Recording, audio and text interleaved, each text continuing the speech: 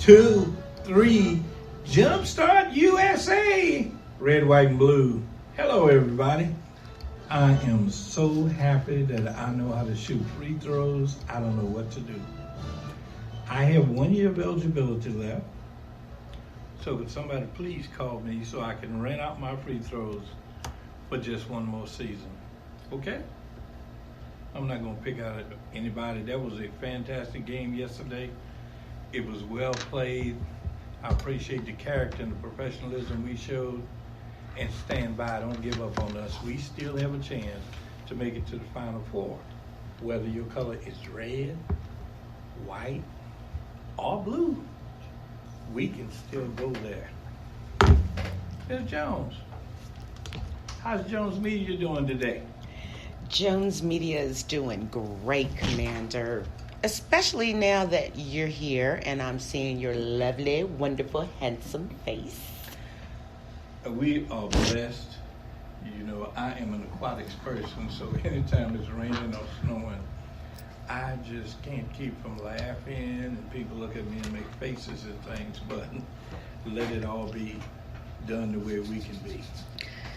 How was the holiday? How was my holiday? Yes, ma'am. Oh, man, it was like awesome. We grilled out. When was the last time you had some barbecue on Christmas? Grilling? Grilling? On Christmas Day? Yes, on Christmas Day. I guess that is called climate change. I guess that's called climate change, you think? I mean, actually, I was glistening, you know, as a young lady. I never say I'm sweating, but it was a bit warm on that day. Well, I tell jokes all the time and tell folks, especially the guys, that ladies don't sweat, they perspire. The sweating's for the brothers, it's for us. Okay? My grandmama said glisten. Well, we are headed into a new year. It's a great thing, and our time slot is going to be changing starting next week. Yes. We will have a full hour, which means that we'll have cultural sharing of our program. We have our 4 phases along with our NAVETS mission. So we will be covering 4 different entities, and that being faith and family. Education as a major push for us from the cradle to the grave.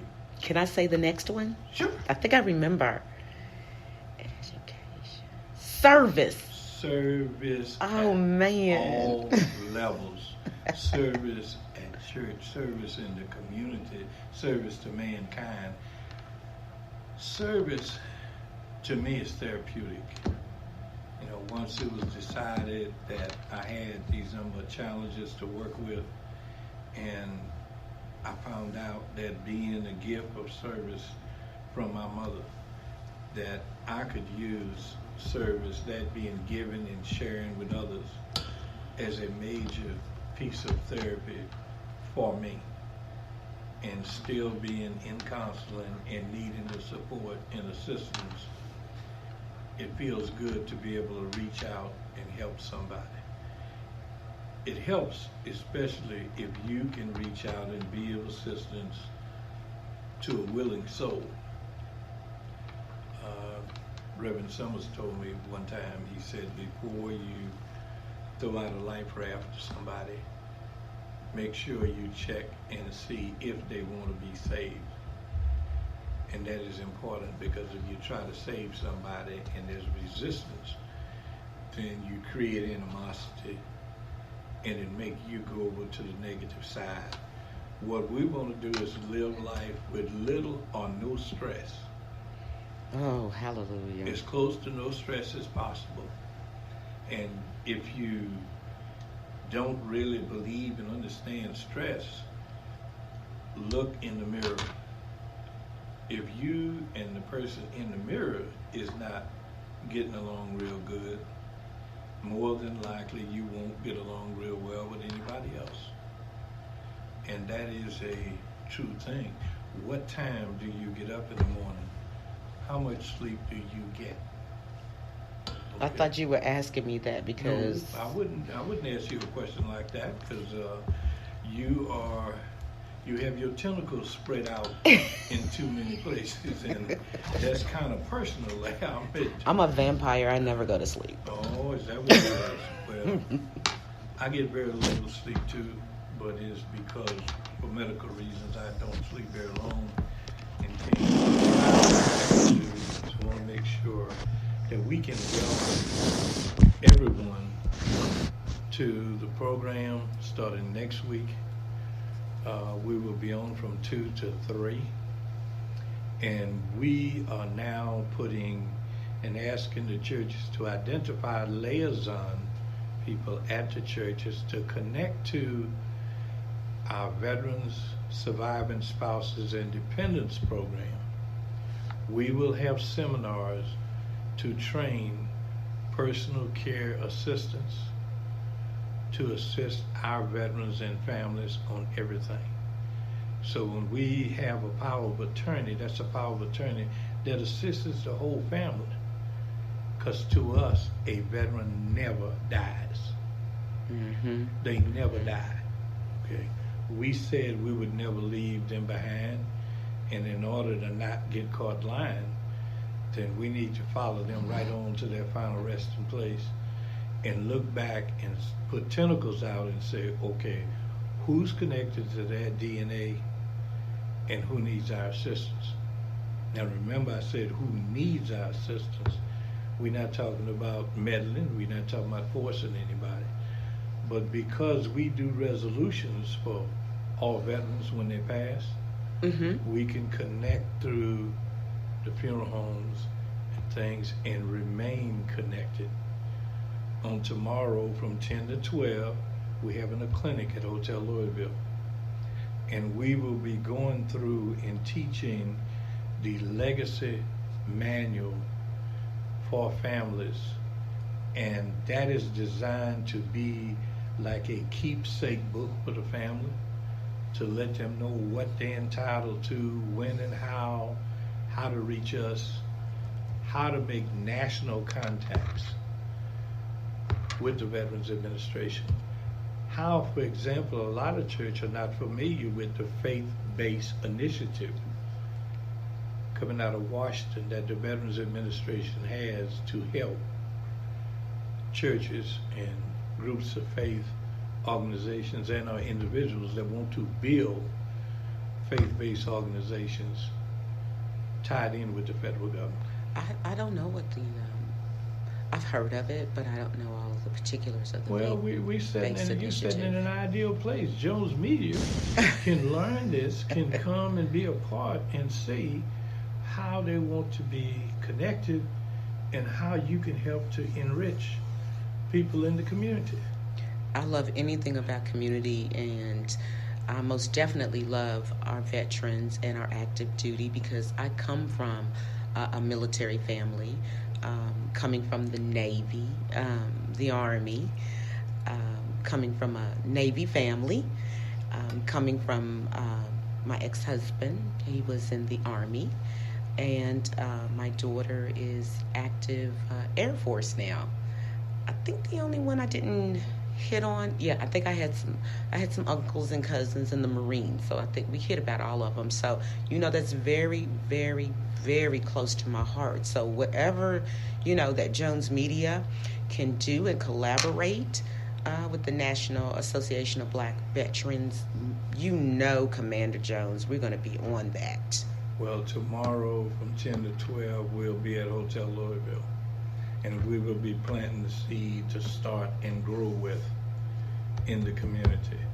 And that is where we will be. And of course, very, very proud and happy to say that having found a home at Power, which means that we'll be ready to go. We have listeners today in Ghana, West Africa. We have listeners in Canada. We have listeners in Indonesia, Saudi Arabia, Mexico, and Mexico, Zurich, Switzerland, all over the place. And that is one of the reasons that we were very happy to be offered an opportunity to become a part of the Jones Media team and to get an eye slot. So Sunday afternoon from 2 to 3. And we are open for suggestions. We specifically are on a hunt for military and armed forces families. There are many generations of military veterans that are right here in this community.